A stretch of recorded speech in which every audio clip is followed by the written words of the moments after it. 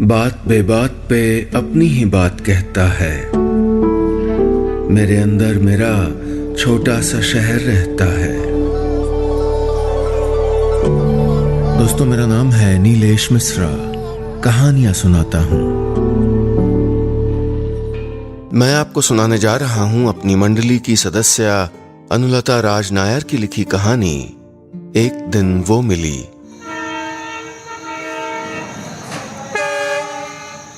आज की आखिरी ट्रेन प्लेटफॉर्म से निकल चुकी थी। चारों तरफ घना अंधेरा और नीम खामोशी थी, जैसे सारा शोर उस आखिरी ट्रेन के पीछे लगे गार्ड वाले डिब्बे में सवार होकर चल दिया हो। गिनती की कुछ ही ट्रेनें थीं जो यहाँ रुकती थीं, लेकिन फिर भी हर दूसरे स्टेशन की तरह यह भी उतना ही जरूरी था जितना कोई बड़ा स्टेशन। और यहाँ पर काम करने वाला स्टेशन मास्टर भी उतना ही खास जैसे शायद मुंबई वीटी का या नई दिल्ली स्टेशन का होता हो। यानी मैं स्टेशन मास्टर अमरदीप गोयल। और ये स्टेशन था दंतेवाड़ा, जो छत्तीसगढ़ के बस्तर डिवीजन में था, यानी ईस्ट कोस्ट रेलवे का एक हिस्सा। स्टेशन मास्टर के इस पद पर मेरी ये दूसरी पोस्टिंग थी। इससे पहले मैं ऐसे ही एक छोटे स्टेशन पर असिस्टेंट स्टेशन मास्टर था। हमेशा की तरह मुझे ये जगह और अपना काम दोनों बहुत पसंद आ रहे थे। सच तो ये था कि मैंने अपनी जिंदगी में ऐसा कोई काम नहीं किया जो मुझको पसंद नहीं, और आगे भी ऐसा करने का कोई इरादा नहीं था। यहाँ रहकर मैं खुद को जिंदगी के और करीब महसूस कर रहा था। दिन भर स्टेशन में ड्यूटी और खाली वक्त में बस्तर के घने जंगलों के बीच भटकना। महुआ, तेंदू और शहतूत के फलों की खुशबू मेरी सारी थकान और ऊब दोनों मिटा देते। बचपन में जब मेरी उम्र के लड़के या तो कंप्यूटर गेम्स खेलते थे या बाहर फुटबॉल ग्राउंड में दौड़ते हुए पसीना बहाते या लाइब्रेरी में बैठे अपनी क्लास की सबसे खूबसूरत लड़की के लिए नोट्स कॉपी कर रहे होते, तब मैं घर से दूर किसी पार्क के गुलमोहर के नीचे या किसी मंदिर के आंगन में लगे बरगद की घनी छांव में बैठा आसमान ताक रहा होता। चिड़ियों की उड़ानें देखकर मन में ख्वाहिशें पालता कि ऐसा ही होना है मुझको। मैं कभी कोलंबस बनना चाहता तो कभी बुद्ध हो जाने के सपने देखता। लेकिन हर पिता की तरह पापा कुछ और ही चाहते थे। उन्होंने मेरे 10वीं पास करते ही मुझे कोचिंग क्लासेस ज्वाइन करवा दी। 8 घंटे का स्कूल, फिर 8 घंटे की क्लास, वो भी किसी इंजीनियरिंग कॉलेज में दाखिले के लिए। मेरा दम घुटने लगा था। तब मैंने पहली बार अपना विरोध खुलकर सामने रखा था। मैंने अपने सब्जेक्ट बदल दिए और वो सब कुछ पढ़ने लगा जिसमें मेरी रुचि थी। मैं दिन रात किताबों के भीतर सर घुसा के पढ़ने वाला स्टूडेंट नहीं था, लेकिन मैं अक्सर अच्छे या कभी ठीक ठाक नंबर ले आता था। मैंने कभी एग्जाम्स को नंबरों से या जिंदगी को सफलता से नहीं तौला। मैं बस इतना जानता हूं कि मुझे खुश होना आता था। लेकिन मेरी सोच घर में पापा को जरा भी रास नहीं आई। कैसे आती? यहां तो हर बात के तय पैमाने थे, खुशियों के, सफलता के, अच्छाई और बुराई के, सही और गलत के भी। और मैं उनमें जरा भी फिट नहीं बैठता था। शायद मैं अलग था, उन सब से अलग। मेरे कारण घर में रोज किचकिच होती रहती थी। माँ और छोटे भाई को भी हर वक्त तनाव झेलना पड़ता था। पापा बोले बिना रह नहीं पाते थे और मैं बेशर्मी की हद तक उनकी बातें बिना माने बस सुनता रहता। शायद वक्त के थोड़ा सा गुजर जाने के इंतजार में, यानी अपनी मर्जी का सफर शुरू होने के इंतजार में। ग्रेजुएशन के बाद जब मैंने अपने शहर के बुक स्टोर में नौकरी कर ली तो पापा के सब्र का घड़ा भर गया। सरकारी नौकरियों के लिए इम्तिहान दिलाने के उनके सारे सपने मैंने तोड़ डाले थे। उनकी नजर में मैं नाकारा साबित हुआ था। लेकिन जब मैंने 6 महीने की अपनी तनख्वाह गिनी तो मुझे लगा मैंने दुनिया जीत ली और मैं जिंदगी की पहली यात्रा पर निकल पड़ा। 30-40 हजार रुपए हाथ में थे और मन में बेहिसाब बेफिक्री। उसके बाद मैं कभी घर नहीं लौटा। कुछ दिन यहां वहां नौकरियां करता और पैसे हाथ में आते ही मन चाहे रास्तों पर निकल पड़ता। घर से निकलने के बाद मैंने स्कूल मास्टर से लेकर ट्रैफिक इंस्पेक्टर तक की नौकरी की। मैंने कुछ दिन एक रेस्टोरेंट भी चलाया, एक अस्पताल के रिसेप्शन पे भी काम किया। रेलवे के स्टेशन मास्टर बनने के पहले मैं कभी भी एक जगह ज्यादा देर नहीं रुका। मैं यात्राएं करना चाहता था, अनजाने रास्तों पर लंबी यात्राएं। मुझे लगता था किसी बहुत ही आरामदेह तरीके से एक सुंदर सी जगह पहुंच जाना और वहां कुछ दिन ठहर कर लौट आना यात्रा नहीं है। किसी महंगे DSLR कैमरे से उगते और ढलते सूरज की तस्वीरें खींचना, सूखे पत्ते को इतना जूम करना कि उसके भीतर की दरारें दिखने लगें, ये थोड़ी है यादों को सहेजे जाना। मन को लगातार चलना पड़ता है, किसी ट्रेन की जनरल बोगी में ठहरना पड़ता है, हाईवे की किसी सराय में जिसके बारे में कहा जाता हो कि फला राजा ने बनवाई थी, या कम से कम इतना रोमांच तो हो कि रात को वहां किसी के सिसकने की आवाज आए या किसी के पायलों की रुनझुन। मुझे लगता है मंजिल तक कभी भी ना पहुंचना ही सबसे अच्छी यात्रा है, और उस यात्रा को सहेजने के लिए किसी कैमरे, किसी डायरी की जरूरत न पड़े। बरसों बरस बाद भी मन में ताजा रह जाएं जंगली फूलों की महक और उस पैने पत्थर का रंग भी जो कभी एड़ियों में चुभ गया था। याद रहे उस अनजान हमसफर की आंखें जो भीड़ में बार बार टकरा रही थीं, ऐसे ही। और मैं अपनी जिंदगी भी ऐसी ही किसी यात्रा की तरह बिताना चाहता था। चलते चलते आज मैं बस्तर के घने जंगलों के बीच इस दंतेवाड़ा स्टेशन के करीब बने रेलवे क्वार्टर में रह रहा हूं। नहीं जानता कब तक रहूंगा, कब चल पड़ूंगा। शाम तेजी से ढल रही थी। मैं अपने कैबिन में जाकर बैठ गया। तेज भूख लग रही थी। यहां यानी दंतेवाड़ा पोस्टिंग के बाद मेरा नियम बन गया था कि मैं विशाखापट्टनम किरंदुल पैसेंजर यानी ट्रेन नंबर 58501 के गुजर जाने के बाद ही अपना रात का खाना खाता था। रेलवे में काम करने वाले कर्मचारी और पटरियों के आसपास रहने वाले लोगों की घड़ी अक्सर आने जाने वाली ट्रेनें बन जाती हैं। फलानी एक्सप्रेस निकल गई, अभी तक दूध वाला नहीं आया, या जगदलपुर से आने वाली ट्रेन का सिग्नल हो गया और इस अखबार वाले का पता ही नहीं है। मैंने केबिन, सिग्नल्स, क्रॉसिंग वगैरह एक बार चेक करके अपना टिफिन बॉक्स खोल लिया। कोई प्लेजेंट सरप्राइज नहीं, वही 3 पराठे और एक सूखी सब्जी और तली हुई मिर्च। मैं खाना खाकर बाहर निकल आया। अभी 2 घंटे और ड्यूटी थी, फिर असिस्टेंट को चार्ज देकर मैं घर चला जाऊंगा। किसी एक्सप्रेस ट्रेन का टाइम था। मैं ग्रीन सिग्नल लैंप पकड़े प्लेटफॉर्म पर खड़ा था। ट्रेन की स्पीड थोड़ा कम थी। यहाँ पिछले कई दिनों से ट्रैक पर काम चल रहा था। एक एक डब्बा मेरे सामने से गुजरता जा रहा था। ट्रेन प्लेटफॉर्म छोड़ने लगी। गार्ड का आखिरी डिब्बा भी गुजर गया तो मैं वापस जाने को पलट ही रहा था कि मुझे लगा कि एक साया मेरी आंखों के सामने से गुजरा, जैसे झाड़ियों में किसी ने ट्रेन से कुछ फेंका हो, कोई बहुत बड़ी चीज। लेकिन ट्रेन के शोर में मैं कोई गिरने की आवाज जैसी सुन नहीं पाया। एक पल को मैंने सोचा शायद नजर का धोखा हो, फिर मुझे लगा कि देख ही लूं। वैसे भी बस्तर में आजकल थोड़ा तनाव था, तो मैं स्टेशन इंचार्ज होने के नाते कुछ भी अनदेखा नहीं कर सकता था। मैंने अंदर कैबिन से एक बड़ी जीप टॉर्च उठाई और झाड़ियों के करीब जाकर उन पर रोशनी फेंकने लगा। कच्ची मिट्टी में मेरे पांव धंस रहे थे। पिछले 2 दिन की बारिश के कारण जमीन नरम पड़ गई थी। मैं अपने हाथ में पकड़ी लाठी से झाड़ियों को सरकाता जा रहा था कि मेरे कान में किसी के कराहने की आवाज आई। मैं हड़बड़ा के आवाज की तरफ बढ़ा तो देखा वहां एक लड़की थी, झाड़ियों में उलझी हुई।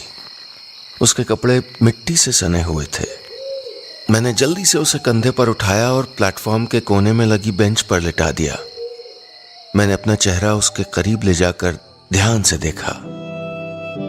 कोई 25-30 के आसपास की उम्र होगी। जीन्स और टॉप पहने हुए थी। बाल बेतरतीब, कोहनियां बुरी तरह छिली हुई थीं। माथे से भी एक जगह से खून रिस रहा था। मैं सोच में पड़ गया कि पुलिस को इत्तला करूं या पहले अस्पताल ले जाऊं। मैं अंदर कैबिन से किसी को बुलाने के लिए मुड़ा तो लड़की की बेहद हल्की आवाज आई, नहीं प्लीज किसी को मत बुलाइए प्लीज। मैं हैरान रह गया। क्यों? तुम्हें इलाज की जरूरत है और पुलिस की मदद की भी। लड़की ने अजीब सी नजरों से मुझे देखा। उसकी आंखों के किनारों से आंसू बहने लगे। मैं परेशान, स्टेशन के सन्नाटे और टॉर्च की हल्की रोशनी में उस लड़की से पूछना चाह रहा था कि क्यों ना बुलाऊं किसी को? क्या यूं ही इस वीरान प्लेटफॉर्म पे मरने के लिए छोड़ दूं? नहीं नहीं, ऐसा कैसे हो सकता है? ऐसा कैसे कर सकता हूं मैंने उसके गाल थपथपाए, लेकिन उसकी पलकें बोझिल होने लगीं। उसने आंखें बंद कर ली। अपनी कसमसाई हथेलियों में मैं उसकी आंखों का गीलापन महसूस कर रहा था। रात गहरा रही थी।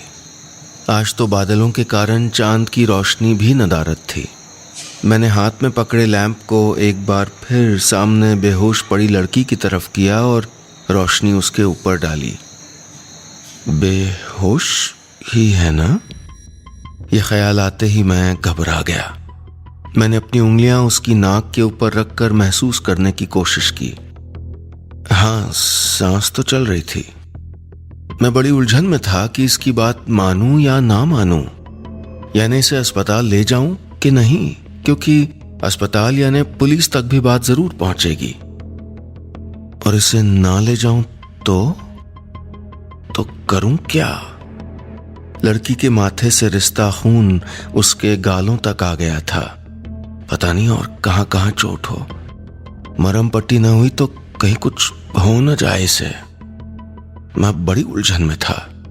मैंने अब तक जिंदगी का हर फैसला तर्क वितर्क, सही गलत से परे अपने मन की आवाज पर किया था। फिर आज कुछ अलग करने की कैसे सोचता? मैंने उस लड़की को उठाकर अपने कंधों पर लादा और अपने क्वार्टर में ले आया। रेलवे क्वार्टर यानी मेरा 2 कमरों का घर स्टेशन से कोई 100 कदम की दूरी पे था, लेकिन मैं हाँफने लगा था। शायद मैं घबरा रहा था। मैंने उस लड़की को बिस्तर पर लिटा दिया। कोई आधे घंटे के अंदर मैं अपनी समझ के हिसाब से उसको सारे फर्स्ट एड ट्रीटमेंट दे चुका था। उसके घावों की ड्रेसिंग करके उन पर एंटीसेप्टिक लगाकर पट्टियां बांधी और एक गिलास गर्म दूध हल्दी डाल के उसके सरहाने रख दिया। थोड़ी देर में लड़की कुनमुनाने लगी तो मैंने उसे आवाज दी। ठीक हो? उसने आंखें खोल दी। मैं मुस्कुरा दिया और उसे सहारा देकर बैठा दिया। वो चुपचाप दूध का ग्लास पकड़े छोटे छोटे घूंट भरती रही। मैं उसकी तरफ देखता रहा कि वो कुछ तो कहे बिना मेरे पूछे ही, लेकिन वो चुप रही। शायद किसी सदमे में थी, लेकिन मेरे भीतर खलबली मची हुई थी। उस लड़की की चुप्पी मुझे परेशान करने लगी। मैंने उसके कंधे पकड़े और अपना सर उसके करीब ले गया। उसकी आंखों में आंखें गड़ाते हुए पूछा, कौन हो तुम? तुम्हें ट्रेन से किसने फेंका? क्यों फेंका? मेरे सवाल उसकी पथरीली आंखों से टकराकर बिखर गए। अब मेरा सब्र टूटने लगा था। मैंने उसके कंधों को धीरे से झकझोर दिया। बोलती क्यों नहीं हो? कौन था वो जो तुमको मार डालना चाहता था? मेरे कमरे का सन्नाटा और गहरा गया, लेकिन भीतर का शोर मेरे कानों के पर्दे फाड़ रहा था। क्या करूं? इसके कहने में आकर न पुलिस को इत्तला की, न अस्पताल गया। कहीं से कुछ हो गया तो मैं खुद ही जेल चला जाऊंगा। कौन देगा मेरे पक्ष में गवाही? मैं क्या करूं क्या ना करूं की कश्मकश में उलझा हुआ था कि लड़की एक धीमी और कमजोर आवाज में बोली, मुझे किसी ने धक्का नहीं दिया। मैं ट्रेन से खुद कूदी थी। फिर अगले 15 मिनट मेरे सामने जैसे एक फिल्म चलने लगी। वो बोल रही थी, मैं सुन रहा था। नंदिनी। उसने हिचकते हुए अपना नाम बताया और ये भी कि उसके माँ बाप उसकी मर्जी के खिलाफ उसकी शादी कर रहे हैं। मंगेतर लठैत किस्म का है, एकड़ों जमीन है, लेकिन तमीज रत्ती भर की नहीं। वो नहीं चाहती ऐसे इंसान के साथ जिंदगी गुजारना। उसका बोलते बोलते गला भर्राने लगा। वो मेरी तरफ हसरत से देखने लगी। आप मुझे कुछ दिन यहीं रहने देंगे क्या? प्लीज, सिर्फ कुछ दिन। मैंने उसकी तरफ ध्यान से देखा। उसकी आंखों में छोटे छोटे ख्वाब झिलमिला रहे थे। कुछ टूटे, कुछ अभी साबुत थे। इतनी सी उम्र में ऐसी तकलीफें। मेरा मन किया कि उसको दिलासा दूं कि सब ठीक हो जाएगा, लेकिन मैं खुद ही घबरा रहा था कि अगर इसका मंगेतर इसको खोजता हुआ यहां आ गया तो कैसे सामना करूंगा मैं। अपनी जिंदगी में मैंने कभी लड़ाई क्या, तेज आवाज तक मैं किसी से बात नहीं की थी, और फिर मैं इस अनजान लड़की के लिए किसी से क्यों लड़ूंगा, किस हक से। मैंने अपने भीतर के डर को किनारे झटक दिया और नंदिनी के कांपते हाथों पर अपनी हथेली रख दी। कुछ कहकर तसल्ली देने लायक शब्द मेरे पास नहीं थे। मुझे बड़ी कोफ्त हुई कि क्यों लड़कियों पर शादी के फैसले ऐसे थोप दिए जाते हैं, या किसी से भी मनमर्जी से जीने का अधिकार कोई ऐसे कैसे छीन सकता है। मुझे अपने बीते दिन और अपना घर से निकल जाना याद आने लगा। अगली सुबह मैं सोकर उठी तो नंदिनी भी जाग रही थी। वो तकिए से टिकी अधलेटी सी बैठी थी। मैंने उसके लिए तुलसी अदरक डाल के चाय बनाई और उसके पास आकर बैठ गया। रात की बंधी पट्टी अपनी जगह से खिसक आई थी। उसके जख्म मेरे सामने खुले पड़े थे। मैंने उसके चेहरे को गौर से देखा। शरबती गेहूं के दानों जैसी रंगत, और आंखों में जो था वो न डर था न दर्द। फिर क्या था उन आंखों में? मैं समझने की कोशिश करने लगा। थैंक यू, वो बहुत धीरे से बुदबुदाई। मैं चुप रहा। पता नहीं किस बात का शुक्रिया अदा कर रही थी।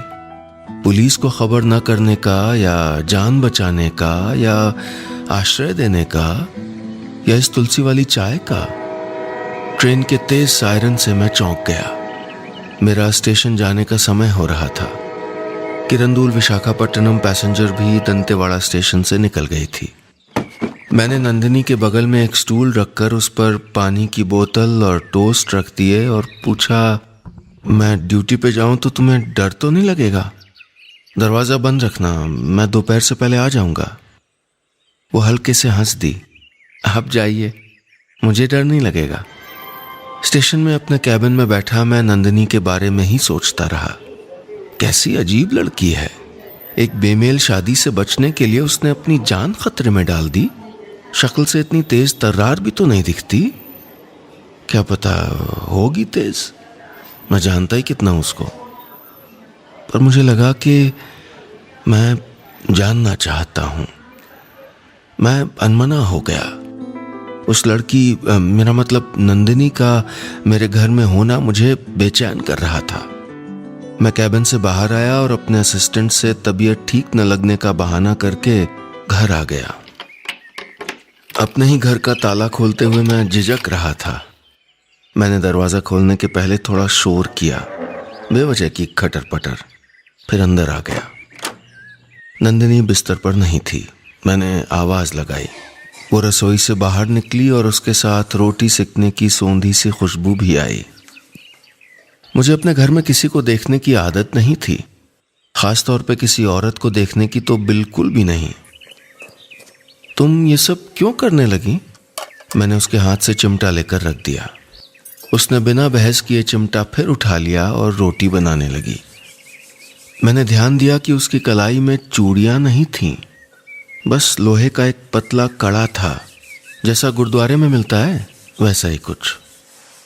मैं चुपचाप रसोई से बाहर निकल आया और फ्रिज से सब्जियां निकालकर सलाद काटने लगा। उस रात हम दोनों ने एक साथ एक टेबल के दोनों ओर बैठकर खाना खाया और उसके बाद के कई दिन ऐसे ही गुजरते रहे। पहले हम खामोशियों में खाना खाते थे। फिर मैं नंदिनी को अपने बीते दिनों की बातें बताने लगा। कैसे मैं सारी उम्र बस यहां से वहां चलते रहना चाहता हूं। एक सफर के खत्म होते ही दूसरा सफर। वो हैरान होकर मेरी बातें सुनती रही। उसकी दुनिया शायद बहुत छोटी थी, लेकिन मैं ऐसा पक्के तौर पर नहीं कह सकता था क्योंकि वो अपने बारे में बहुत कम बात करती थी। मुझे मेरे सवालों के बदले में कोई बहुत छोटा सा जवाब या फिर चुप्पी ही मिलती रही। इधर उसके जख्म धीरे धीरे भर रहे थे। नंदिनी को मेरे घर में रहते हुए पूरे 15 दिन हो गए थे। इस बीच न उसने जाने की इच्छा जाहिर की और न ही मैंने उसे चले जाने को कहा। अब हमारे बीच हाँ हूं की जगह लंबी बातें होने लगी थीं। उसकी मुस्कुराहटें कभी कभी हंसी का रूप ले लेती थीं। वो बड़ी अच्छी लगती थी हंसती हुई। वो किसी शायर ने कहा है ना, आपसे तुम से तू होने लगी। बस वैसा ही कुछ हमारे बीच के तकल्लुफ मिट रहे थे। शायद दुख के पुलों से होते हुए हम एक दूसरे के पास जल्दी पहुंच जाते हैं। हम दोनों भी करीब आने लगे थे। मुझे सच कहूं तो कहते हुए बड़ा हिचक रहा हूं, मुझे नंदिनी अच्छी लगने लगी थी, और या ईमानदारी से कहूं तो मुझे उससे प्यार होने लगा था। हाँ, नंदिनी यानी वो लड़की जिससे मैं अभी 15-20 दिन पहले ही मिला था और जिसके बारे में मैं सिवा उसके नाम के कुछ नहीं जानता था, और ये भी नहीं जानता था कि ये नाम सही है भी या नहीं। लेकिन मैं उससे मोहब्बत करने लगा था। मेरे दिन बदल गए थे, मैं भी बदल गया था। मेरे भीतर की यायावरी यानी हमेशा सफर पर रहने की ललक न जाने कहां उड़नछू हो गई थी। मैं ठहर जाना चाहता था। नंदिनी का हाथ थामे हमेशा हमेशा के लिए। मैं रसोई से आती रोटी की खुशबू और फिर आमने सामने बैठकर खाना खाने जैसी साधारण और छोटी छोटी बातों में जहान भर का सुख पाने लगा था। मुझे अच्छा लगता था मेरे लौट आने पर किसी की आंखों में इंतजार का दिखना। मैं अपने मन की बात नंदिनी से कहना चाहता था और उसके बदले में जानना चाहता था कि उसके मन में क्या है। मैं उतावला होने लगा था। कभी कभी घर में एक कमरे से दूसरे में आते जाते हमारे कंधे टकरा जाते या कुछ लेते देते हुए उंगलियां छू जाती। मैंने महसूस किया कि नंदिनी मेरे स्पर्श से जरा भी असहज नहीं होती, जैसे उसे उसमें कुछ गलत नहीं लगता था, जैसे शायद उसे भी मुझसे प्यार होने लगा था। मेरा अब स्टेशन में बिल्कुल मन नहीं लगता था। मैं अपने कैबिन में बैठा सोचता रहता कि ट्रेन निकले और मैं अपनी ड्यूटी पूरी करके घर भाग जाऊं। मैं एक्सप्रेस ट्रेनों के इंतजार में भी ऐसा बावला हुआ रहता कि मुझे लगता कि कितनी सुस्त चाल से चल रही है ये ट्रेन। मुझे ट्रेनों का लेट होना भी अखरने लगा था। मैं अपना सारा वक्त और सारा ध्यान नंदिनी पे लगा देना चाहता था। मैं नंदिनी के लिए बाजार से एक जीन्स और कुछ टी शर्ट्स ले आया था, कुछ वैसे ही हल्के और फीके रंगों वाली जैसी उसने उस दिन पहनी थी जब वो मुझे पहली बार स्टेशन के पास झाड़ियों में मिली थी। मैं नहीं जानता था कि ये उसका असली पहनावा था या उसने घर से भाग जाने वाले दिन खास तौर पे पहना था। मैं पूछना चाहता था उससे कि क्या मैं उसके लिए कोई साड़ी ले आऊं या कुछ और, लेकिन पूछ नहीं सका। उस तक पहुंचने के लिए मुझे जैसे 7 ताले खोलने थे, बचपन में पढ़ी परी और शहजादे की कहानी की तरह, और मैं तैयार था वो 7 चाबियां खोलने के लिए। मैं उसके लिए मानसरोवर से गुल बकावली के फूल लाने को तैयार था, पर वो कहे तो सही। नंदिनी कुछ नहीं कहती थी। एक दिन मैंने उससे वहां के साप्ताहिक हाट में चलने के लिए पूछा। उसकी आंखें चमक गईं। मैंने यूं ही तसल्ली देने के लिए कहा, फिक्र मत करो, वहां तुम्हें खोजते हुए कोई नहीं आएगा। एक अजीब सा एहसास उसकी आंखों में आया और चला गया। मैं पढ़ नहीं पाया। हाँ, मुझे वो फिजूल की बात कहने का अफसोस जरूर हुआ। आखिर मैं उसे क्यों याद दिलाऊं कि उसे कभी कोई खोज कर मुझसे छीन कर ले जा सकता है। थोड़ी देर में हम बस्तर के गोंड और मुरिया आदिवासियों के लगाए बाजार में थे। उन लोगों ने सड़क के दोनों ओर कपड़ा बिछाकर फिर उस पर जंगल से लाई चीजें छोटी छोटी ढेरियों में सजा दी थीं। हर ढेरी का दाम तय था। मैंने महुआ के सफेद फूल की ढेरी नंदिनी की हथेली में रख दी। उसने किसी कीमती तोहफे की तरह उनको अपनी मुट्ठी में कस लिया। नंदिनी ने वहां बैठी औरतों से उनके पारंपरिक गहने खरीदे, बीजों, हड्डियों और पंखों से बने गहने। घर लौटते हुए मैं चुप था। नंदिनी के करीब होने का एहसास पूरी तरह जी रहा था। मुझे चुप देखकर नंदिनी बोली, कितना अच्छा है यहाँ सब कुछ। मैं भी कभी ऐसे जंगलों के बीच घूमना चाहती थी, तितलियों, जुगनुओं के बीच। मैं हंस दिया। और भी कई तरह के कीड़े मकोड़े होते हैं जंगल में, जान जाओगी धीरे धीरे। आधे घंटे में हम घर वापस पहुंच गए। उस रोज तेज बारिश हो रही थी। बस्तर की बारिश ऐसी ही होती है जैसे बादल फट पड़े हों, मोटी मोटी बूंदें और एकदम से छा जाने वाला अंधेरा। आसपास लगे साल के बड़े बड़े पेड़ों के ऊपर बिजली की कौंध दिखाई दे रही थी। नंदिनी सहमी सी खिड़की की चौखट पर कोहनियां टिकाए बैठी थी। उसके लंबे बाल उसकी पीठ पर बिखरे हुए थे। उसका चेहरा मुझे नहीं दिख रहा था। बालों में उसके माथे की चोट भी छिप गई थी।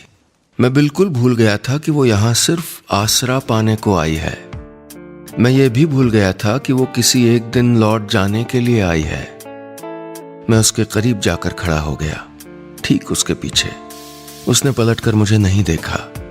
वो बाहर पेड़ों पर गिरती बूंदें देखती रही। मैंने उसके बाल समेटे और झुककर उसके कंधे पर हल्के से चूम लिया। मुझे लगा वो जरा सा कांप गई, लेकिन वो वहीं बैठी रही, बिना हटे, बिना जरा भी हिले डुले। लेकिन मैं वहां से हट गया।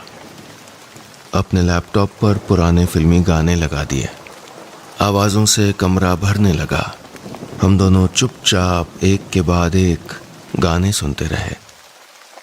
वो शाम मेरी जिंदगी की सबसे रोमांटिक शाम थी। उस रात मुझे जरा भी नींद नहीं आई। मैं अपने कमरे में करवटें बदलता हुआ उसके और अपने बारे में सोचता रहा। सुबह सो के उठा तो देखा नंदिनी सो रही थी। उसके कमरे का दरवाजा हल्का सा अटका हुआ था। मैंने थोड़ा आहट की ताकि अगर वो जागी है तो उठ के आ जाए और मैं उसकी सूरत में बीती शाम के कुछ बचे खुचे एहसास फिर देख सकूं। लेकिन वो नहीं आई। मैं मायूस होकर स्टेशन चला गया। वहां पहुंचकर मैंने अपने रूटीन के तहत हर पॉइंट, हर सिग्नल, हर ट्रैक को चेक किया। टेबल पर रखी फाइलों को उल्टा पलटा। मैं खुद को संभालने की कोशिश कर रहा था। इस छोटे से स्टेशन पर ट्रेनों की ज्यादा आवाजाही नहीं थी, फिर भी मैं जानता था कि मेरी एक छोटी सी लापरवाही से कोई बहुत बड़ी दुर्घटना भी हो सकती है। कई बड़ी रेलगाड़ियों को कंट्रोल करने वाला आज अपने मन को कंट्रोल नहीं कर पा रहा था। ट्रेन की जो सीटी मुझे संगीत की तरह सुनाई पड़ती थी, वो आज कान के पर्दे फाड़ रही थी। मुझे अपने पापा के कहे शब्द याद आने लगे। वो माँ से कहते थे मुझे सुनाकर, कर लेने देना मनमर्जी, भटकने दे जितना चाहे, खुद ही एक दिन ठहर जाना पड़ेगा। क्या मैं वाकई जिंदगी के उस मकाम तक पहुंच गया था? क्या नंदिनी भी उसी मकाम तक पहुंच चुकी है? नहीं जानता। उससे पूछा भी तो नहीं। क्यों नहीं पूछा? पूछना चाहिए था। कहीं मैं उसकी मजबूरी का फायदा तो नहीं उठा रहा? कहीं उसको आसरा देने की कीमत तो नहीं वसूल कर रहा? मैं खुद से किए सवालों की गिरफ्त में उलझता जा रहा था। कैबिन से उठकर मैं बाहर आ गया। एक कप चाय मंगवाई और फिर वहीं स्टेशन पे लगी सीमेंट की बेंच पर बैठ गया। वहां दूर दूर तक कोई नहीं दिखाई दे रहा था। मैंने ट्रैक पर नजर डाली। सीधी सपाट पटरियां मीलों दूर तक एक दूसरे के समानांतर पैरेलल चलती चली जा रही थीं, बिना एक दूसरे से मिले, बिना करीब आए। हेलो अमरदीप। मैं अपना नाम सुनकर चौंक गया। पलट के देखा तो पीछे विशाल खड़ा था, इंस्पेक्टर विशाल। मेरे इलाके का थाना प्रभारी था और दोस्त भी। दंतेवाड़ा जैसी छोटी जगह में सभी एक दूसरे को जानते थे, एक दूसरे को दोस्त कह सकते थे। मैंने उठकर अपना दायां हाथ आगे बढ़ा दिया। एक दूसरे का हालचाल पूछने के बाद इंस्पेक्टर विशाल ने अपने हाथ में पकड़ी हुई फाइल से एक तस्वीर निकालकर मुझे दी और बोला, इस लड़की को जानते हो? देखा कहीं दिनों शहर में या प्लेटफॉर्म पे? मैंने तस्वीर हाथों में ली तो कांप गया। आंख के सामने धुंध छा गई। मैंने जेब से रुमाल निकालकर आंख और चश्मा दोनों पोंछे और फिर आवाज को एकदम सहज बनाकर पूछा, कौन है? एक फ्रॉड है, चोर या ठग समझ लो। ट्रेन में यहां वहां सफर करती है, इसके साथ 2-3 लोग और होते हैं। ये सब मिलके पैसेंजर्स के साथ घुल मिल जाते हैं और फिर मौका देख के जो हाथ लगा वो लेके किसी भी स्टेशन पे उतर जाते हैं। रेलवे पुलिस ने हमको यहां तफ्तीश करने को कहा है। इंस्पेक्टर की बातें मेरे कान के पर्दे फाड़ रही थी। मैंने एक बार फिर तस्वीर को देखा, जैसे दोबारा देखने से शक्ल बदल जाएगी। नंदिनी, हाँ, नंदिनी की ही तस्वीर थी। मुझे लगा जैसे मुझे किसी ने एक लंबी सुरंग के भीतर छोड़ दिया है और दोनों तरफ कोई और छोर नहीं है। बस एक ट्रेन तेजी से मेरी तरफ आती सुनाई दे रही है। मैं तस्वीर हाथ में लिए वापस बेंच पर बैठ गया। कुछ देर तक तो सूझ ही नहीं रहा था कि क्या करूं, क्या कहूं। नंदिनी चोर है। मुझे हैरानी उसके चोर होने पे नहीं थी, मुझे हैरानी इस बात की थी कि उसने इतने दिनों बाद भी मुझको कुछ नहीं बताया था, सच नहीं बताया था। मैं समझ नहीं पा रहा था कि मुझे गुस्सा आ रहा है या दुख हो रहा है। मुझे सोचते देख इंस्पेक्टर विशाल ने टोका, ध्यान से देखो, शायद तुम्हारी नजर से कभी गुजरी हो। मैंने तस्वीर उसको वापस पकड़ा दी। नहीं, लगता तो नहीं कि कहीं देखा है, पर हाँ, आप कभी दिखेगी तो जरूर बताता हूं तुझे। मैंने उसकी तरफ फिर हाथ बढ़ा दिया। विशाल मुझसे हाथ मिलाकर चला गया। मैं घर लौटने की जगह पता नहीं कितनी देर वहीं बैठा रहा।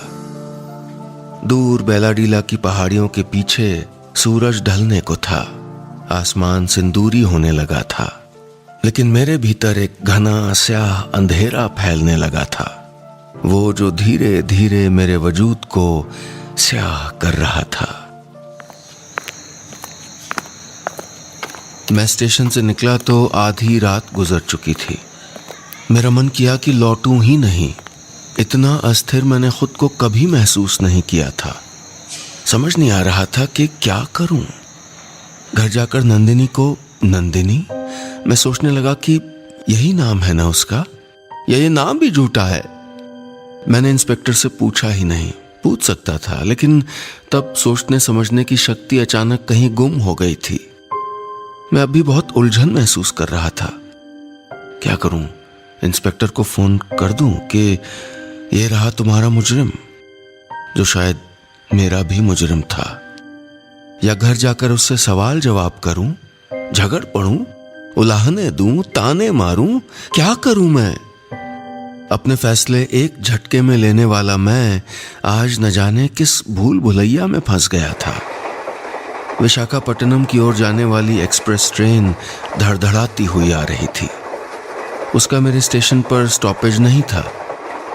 मुझे लगा कि सिग्नल डाउन कर दूं, रोक दूं ट्रेन और उसमें बैठकर चल दूं इस जगह से दूर, किसी बहुत लंबी यात्रा पर।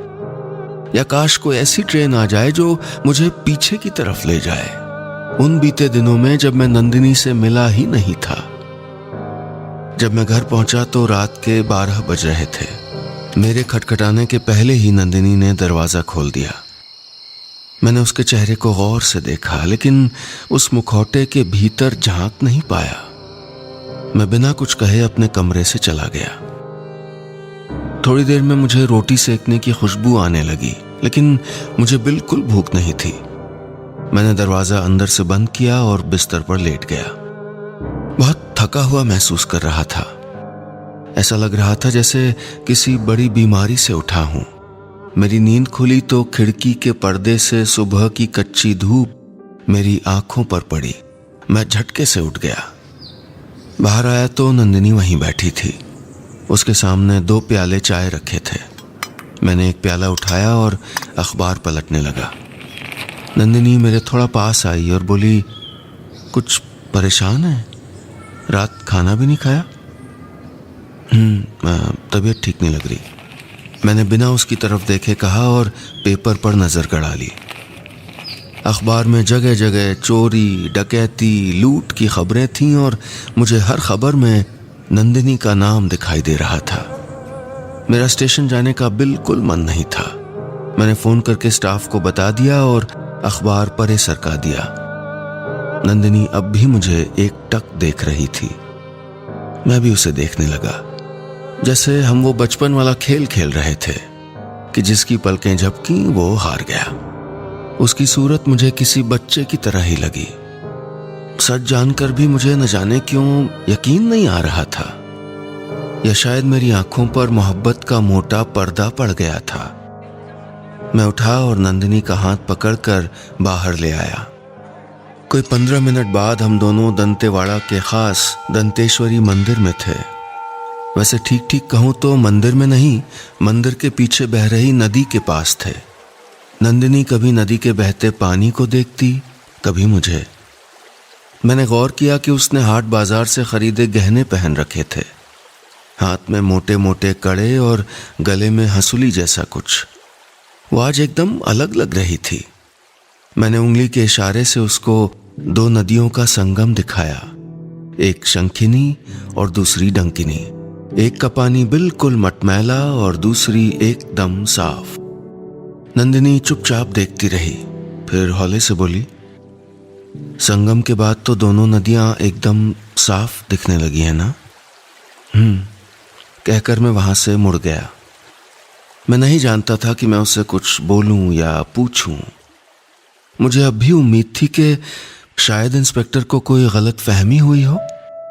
मैंने थोड़ा हिचकते हुए उससे कहा, तुम जब जाना चाहो, जहां जाना चाहो मुझे बता देना, मैं तुम्हें खुद छुड़वा दूंगा। जवाब में उसने अपना सर हिला दिया बस। इंस्पेक्टर से सच पता चलने के बाद मेरी जिंदगी बदल गई थी। नंदिनी के साथ शामें अब रूमानी नहीं लगती थी। मैंने अपने लैपटॉप पर पुराने गाने बजाना भी बंद कर दिया था। मैं नहीं जानता था कि नंदिनी मेरे भीतर आए बदलाव को महसूस कर भी रही थी कि नहीं। एक शाम तेजी से पानी गिर रहा था। ये वैसी ही शाम थी जब मैं और नंदिनी करीब आए थे। वो आज भी खिड़की पर कोहनी टिकाए बाहर देख रही थी, लेकिन मैं उसके पीछे नहीं खड़ा था। मैं अपने कमरे में बैठकर निर्मल वर्मा की चीड़ों पर चांदनी पढ़ रहा था। ये एक यात्रा वृतांत था। मैं भी कहीं भाग जाने को कुलबुला रहा था। शायद ये नौकरी छोड़कर एक ऐसी जगह जहां पटरियां ना हो, जहां कोई ट्रेन न पहुंचती हो। मैं अंदर आऊं? नंदिनी की आवाज से मैं चौंक गया और किताब बंद कर दी। बाहर अब भी तेज बारिश हो रही थी। मैंने नंदिनी को आने के लिए हाँ नहीं किया, लेकिन वो आकर मेरे करीब पड़े पलंग के कोने में बैठ गई। वो बहुत देर तक कभी मुझे, कभी किताब को, तो कभी बाहर बारिश को देखती रही। फिर अचानक बोली, मैं कुछ बताना चाहती हूँ। मैंने अपनी आंखें उसके चेहरे पर गड़ा ली। वो बोलने लगी, मैं ट्रेन से कूदी थी क्योंकि कुछ लोग मेरी जान लेना चाह रहे थे। कौन लोग? मैंने घूरते हुए पूछा। मेरी टीम के साथी, उसने बिना हिचके कहा। टीम? कैसी टीम? मैं अब उसकी झूठी कहानियां झेलने के लिए तैयार नहीं था। नंदिनी मेरे सामने से उठकर खिड़की के पास चली गई। उसने अपनी दोनों हथेलियां चौखट पर टिका दी, जैसे कटघरे में खड़ी हो या जैसे किसी चर्च के कन्फेशन रूम में। उसने बताया कि वो अपने साथियों के साथ पिछले 4 साल से ठगी कर रही है। पहले वो नौकरी के लिए अप डाउन करती थी और फिर एक साथ ज्यादा पैसे कमाने के लालच में 4 लोगों के ग्रुप में जुड़ गई। शुरू में तो ये सब एक खेल था, एक एडवेंचर जैसा कुछ, लेकिन फिर वो इस काम में उलझती चली गई। नंदिनी ने अपने बीते दिनों की पूरी किताब मेरे सामने खोल कर रख दी थी। एक एक लफ्ज मेरे सामने बेनकाब पड़ा हुआ था। मैं उसका सच जान चुका था उसके मुंह से। सच एकदम कड़वा था, मगर सच था। मुझे लगा जैसे अब तक कोई मेरी नाक पर तकिया दबाकर मार डालना चाह रहा था और आज एक झटके से मैंने उसे हटा दिया है। मैंने एक गहरी सांस भीतर खींची। अब मेरा दम नहीं घुट रहा था। मैं खुश था, बहुत खुश। मैं उठकर नंदिनी के पास चला गया। उसकी कलाई अपने हाथ में पकड़ ली। कहना बहुत कुछ चाहता था, लेकिन नहीं कह पा रहा था। मैं सिर्फ उसको विश्वास दिलाना चाहता था कि सही गलत से परे सिर्फ एक सच ये है कि मैं उसे प्यार करता हूं। मैं उसको उम्मीद दिलाना चाह रहा था कि सब ठीक हो जाएगा। मुश्किल से मुश्किल रास्ते में भी वापस लौटने की गुंजाइश हमेशा रहती है।